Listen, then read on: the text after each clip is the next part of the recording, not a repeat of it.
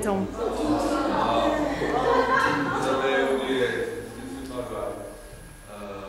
Dieu est bon en tout temps. En tout temps. Dieu est bon. Voilà. Aujourd'hui, je voudrais partager en tant que serviteur du Saint-Esprit des petits morceaux de la parole de vie, le pain de vie, la Bible. S'il vous plaît, regardez avec moi le 14e chapitre de la Bonne Nouvelle selon Matthieu. Quand la nuit arrive, Jésus est là seul.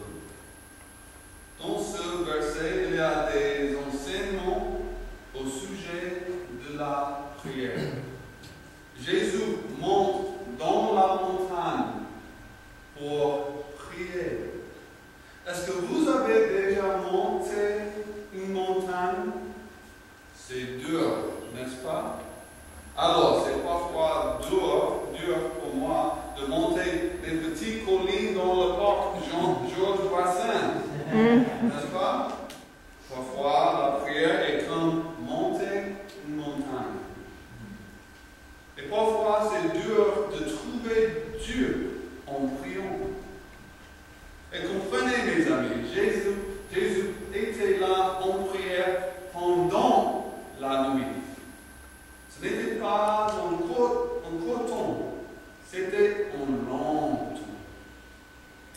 Et comprenez aussi, quand il était là, il était seul. Est-ce que vous vous êtes déjà senti seul en prière? Parfois, la prière est vraiment dure, mais même si nous travaillons longtemps, même si nous nous sentons seuls, notre Père est là. Il nous aime et il aime le temps seul avec nous. Alors, il y a beaucoup de difficultés. Jésus laissait toutes les autres choses. Il a mis ses disciples dans leur barque. Il les a envoyés de l'autre côté du lac. Il a fait partir les foules.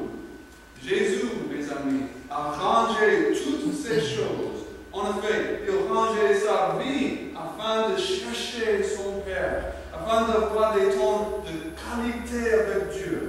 Il était décidé, il était délibéré, il est notre exemple.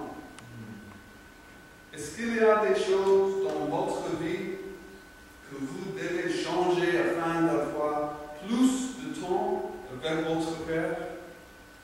Votre Père aime le temps seul avec vous. Un orage. Le vent souffle contre leur barque. Et les vagues frappent contre leur barque. Ils sont au milieu d'un orage. Une grande tempête. Les vents soufflent, les vagues frappent. Et c'est juste à la fin de la nuit que Jésus arrive. Pour longtemps, c'était vraiment difficile pour les disciples. Pendant longtemps, ils étaient au milieu de la tempête et ils étaient seuls. Est-ce que vous sentez que vous êtes au milieu d'une tempête dans votre vie? Quelle est votre tempête maintenant? Est-ce que vous vous sentez seul comme si Dieu n'est pas là? Si oui, peut-être vous êtes exactement où Dieu vous veut. Si les disciples n'obéissaient pas à la direction de Jésus, ils ne seraient pas où il les voulait. Mais Jésus permet à la tempête de venir. Pourquoi? Afin de donner aux disciples une révélation de lui-même plus grande, afin de faire un miracle plus grand dans leur vie. Et peut-être, mes amis, c'est vrai pour nous aussi aujourd'hui. Jésus tend la main à Pierre. Il le saisit et lui dit, tu n'as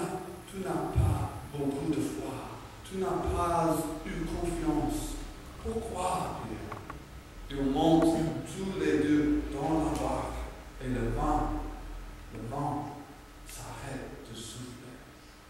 Alors les disciples qui sont dans la barque se mettent à genoux devant Jésus en lui disant vraiment, tu es le Fils de Dieu.